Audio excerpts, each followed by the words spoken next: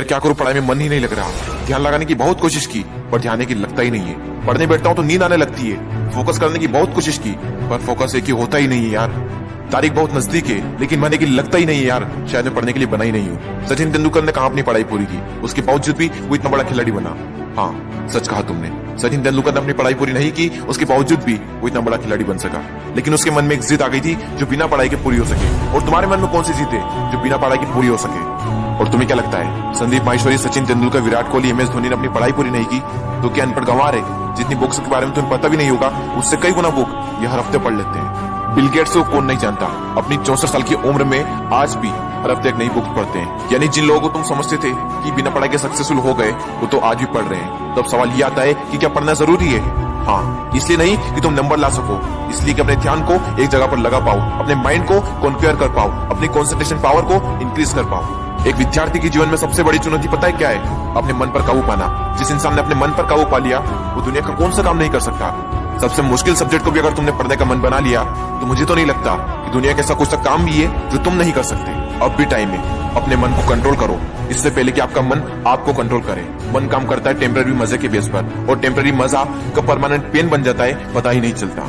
विद्यार्थी जीवन में जिस इंसान ने अपने मन पर काबू पा लिया उसकी तो लाइफ सेट है, लेकिन जिस इंसान की आदत हो चुकी है मजे मारने की, बस उसकी लाइफ बर्बाद है।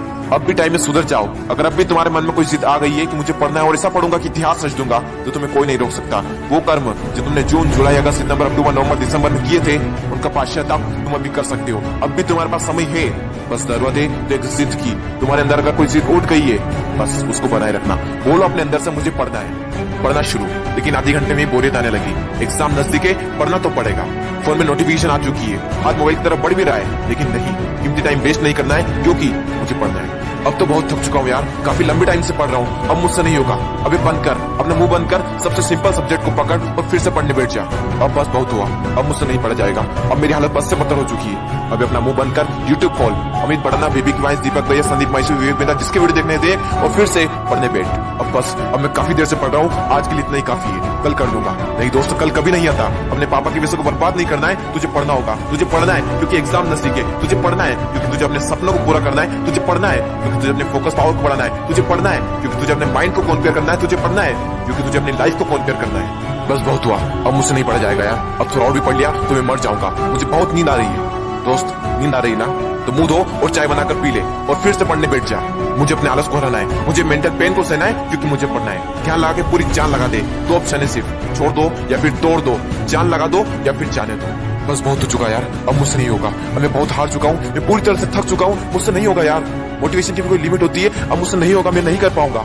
ठीक है दोस्त, आज के लिए इतना काफी है, लेकिन बस एक ट्राई और, एक बार और। मेथ्स के फार्मूले एक और बार, केमिकल फार्मूले एक और बार, पीरियोडिक टेबल एक और बार, मेथ्स की उल्टा एक्सरसाइज एक और बार, एक चैप्टर और, एक क्वेश्चन और, वो बड़े बड़े आंसर एक और बार, जो पढ़ा हुआ है उसका रिवीजन एक और बार, एक क्वेश्चन और, थोड़ा और, एक क्वेश्चन और। दोस्तों, मेहनत इतनी खामोशी से करना कि सफलता शोर मचा दे, लोग देखकर हैरान हो जाए कि जो कभी न पढ़ने वाला था वो इतने नंबर कैसे ला सकता है। दोस्तों, एक बार, बस एक बार अपने पापा के बारे में सोचो। दिन भर काम करके बस थोड़ा बहुत पैसा जुटा पाते हैं और उसको भी तुम्हारी बुक्स, तुम्हारी स्कूल की फीस, कोचिंग फीस में खर्च कर देते हैं और अपने लिए तो कुछ बचा ही नहीं पाते, सिर्फ इसलिए ताकि तुम अपने पैरों पर खड़े हो सको और उनके सारे सपने पूरे कर सको। लेकिन उन्हें क्या पता कि तुम क्या कर रहे हो। लेकिन दोस्तों, तुम्हें तो पता है ना कि तुम क्या कर रहे हो। दोस्तों, तुम्हारे हाथ में सिर्फ तुम्हारी लाइफ नहीं है, न जाने कितनों की लाइफ टिकी हुई है। कम से कम उनका तो ख्याल करो एक बार।